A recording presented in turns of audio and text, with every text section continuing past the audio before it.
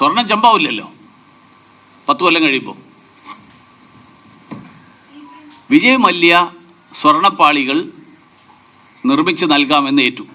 30 kilo സ്വർണം ആ കാലത്ത് ഈ അവിടുത്തെ ശബരിമലയിൽ സ്വർണം പൊതിയാൻ വേണ്ടിയിട്ട് 30 കിലോ ചെലവാക്കി എന്നാണ് കണക്കുകൾ പറയുന്നത്.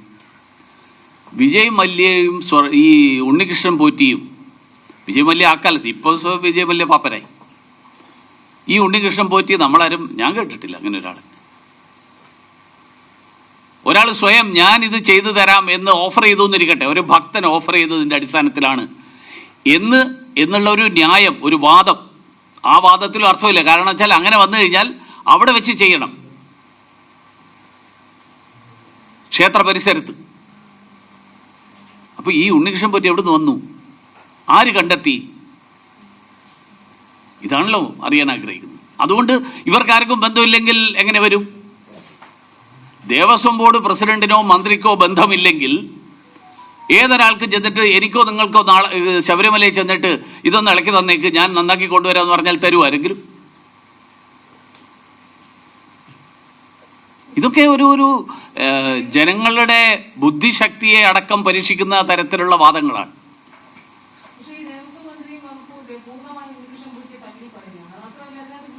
കള്ളനെ പിടിച്ചു കഴിഞ്ഞാൽ പിടി വീട് കഴിഞ്ഞാൽ കൂടെയുള്ള ഏതൊക്കെ ഒരുത്തന്നെ തള്ളി പറഞ്ഞിട്ട് അങ്ങ് രക്ഷപ്പെടാമെന്ന് വിചാരിക്കാൻ പറ്റില്ല. പിന്നെ ഈ ഉണ്ണികൃഷ്ണൻ പോറ്റി എങ്ങനെ വന്നു? തള്ളിപ്പറയുകയാണെന്ന് പറഞ്ഞാൽ നിങ്ങളുടെ ഉത്തരവാദിത്വമുള്ള ഒരു സ്ഥാപനത്തിൽ നിങ്ങൾ ഇത് ഏൽപ്പിച്ചു കൊടുക്കുന്നു. അതായത് 2019 4 കിലോ സ്വർണത്തിന്റെ അല്ലെങ്കിൽ 4 കിലോ തൂക്കത്തിൽ കുറവുണ്ട് എന്ന് രേഖപ്പെടുത്തപ്പെട്ടിട്ടുള്ള ഒരു കാര്യം അതേ ആളെ ഈ തവണ വീണ്ടും എങ്ങനെ ഏൽപ്പിച്ചു?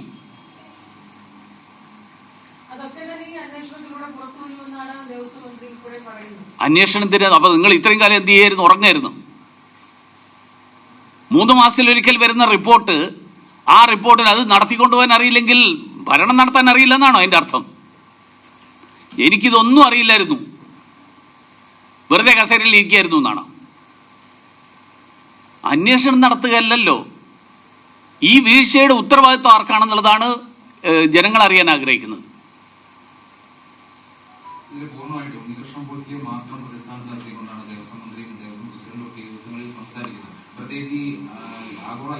അതായത് സെക്രട്ടേറിയറ്റിനകത്ത് ചെന്ന് മുഖ്യമന്ത്രിയുടെ ഓഫീസിൽ നിന്ന് വലിയ ഒരു കൊള്ള നടക്കുന്നു എന്നിരിക്കട്ടെ, ഏതൊരാൾക്കും അങ്ങനെ കയറി ചെന്നിട്ട് നടത്താൻ പറ്റുമോ? നാളെ സർക്കാരിൻ്റെ ഒരു തീരുമാനം സർക്കാരുമായിട്ട് ഒരു ബന്ധമില്ലാത്ത ഒരാൾക്ക് ചെന്നിട്ട് നടത്താൻ പറ്റുമോ? അതുപോലെയാണ് ശബരിമലയിൽ നിന്ന് സ്വർണ്ണപ്പാളികളുള്ള ഈ ശില്പം, സ്വർണ്ണപ്പാളികൾ ഇളക്കി എടുത്തു കൊണ്ടുപോകുന്നത്. അവിടെ ഒരു സംവിധാനമില്ലേ? ആ സംവിധാനത്തിന്റെ ഉത്തരവാദിത്തമല്ലേ ഇവർക്ക്? ആ ഉത്തരവാദിത്തം 3 മാസത്തിലൊരിക്കൽ ദേവസ്വം കമ്മീഷണറുടെ റിപ്പോർട്ടിലൂടെ സർക്കാരിന് കിട്ടിക്കൊണ്ടിരിക്കുകയാണ്. കിട്ടുന്നില്ലെങ്കിൽ സർക്കാർ പറയട്ടെ ഞങ്ങൾക്ക് കിട്ടുന്നില്ലെങ്കിൽ ആ ദേവസ്വം കമ്മീഷണർ എന്തിനാ ഇവര് നിലനിർത്തിയ? പിന്നെ അപ്പൊ അതിനർത്ഥം ഈ ഹിന്ദു ക്ഷേത്രങ്ങൾ, ആ ക്ഷേത്രങ്ങളുടെ കാര്യത്തിൽ ഞങ്ങൾ കൃത്യമായിട്ട് നടത്തുന്നു എന്നാണല്ലോ പറയുന്നത്. ആ കൃത്യമായിട്ട് എങ്ങനെയാണ് നടത്തുന്നത് എന്നുള്ളത് ഇപ്പൊ ജനങ്ങൾക്ക് മനസ്സിലാക്കാനുള്ള അവസരം കിട്ടി. ഞങ്ങൾക്ക് വിശ്വാസമില്ല, ഞങ്ങൾ അവിടെ പോയി തൊടാറില്ല, പക്ഷെ ഞങ്ങൾ കൃത്യമായിട്ട് നടത്തുന്നു എന്നാണ്. ഇങ്ങനെയാണോ കൃത്യമായിട്ട് നടത്തിയത്?